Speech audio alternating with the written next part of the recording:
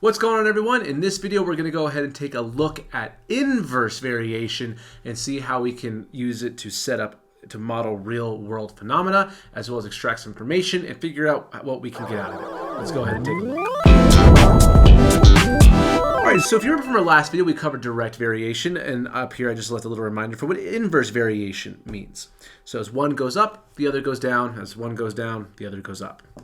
Now, in this case, we're given that the number of hours, which is n, taken to build a wall, is going to vary inversely with the number of people, x, who are available to work on. And that should make sense. The more workers you have, to a certain extent, of course, the number of hours it takes to complete a project would go down.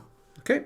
And now, very important to notice, it doesn't say the square of the number of people or the root or anything like that. It just gives me the number of people. So what I can do if I am trying to solve for part A, before I even look at the information, I want to write out what I'm given. So I know that the number of hours it's going to take, n, is going to vary indirectly with the people who are available to work on it. So what that means simply is that n is going to be equal to some constant k divided by x, inverse variation.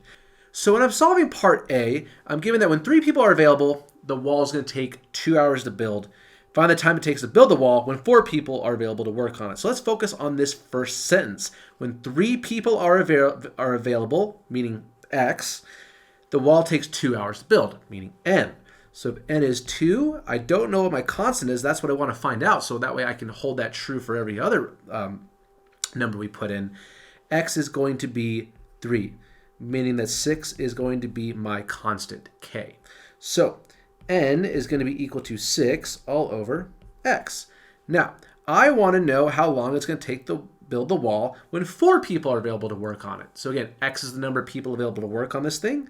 So n would be 6 all over 4, meaning that n would give me 1.5 hours. So when I have 4 people working on this wall, it's going to take 1.5 hours to build. Simple enough, right? So now, let's say that I'm given it takes 3 hours to build the wall. How many people worked on it? So in this case, I'm given my output, which is n. I'm given that it's going to take 3 hours to build. I know that my k, my constant, is going to be 6. I don't know how many people. I want to know how many people are working on it, which again, that's the value of x. That's what I want to figure out. So if you have a Ti-Nspire, you can use nsolve, but this problem like this is simple enough to do by hand or in your head. I can go ahead and get x to the other side. I would also move 3 over to the other side as well. That's going to give me 2. So when I have 2 people working on this wall, that means that the output is going to be 3. And if you were actually really paying attention, you would have been able to figure that out from part A anyways. But it's always good and helpful to go through the math.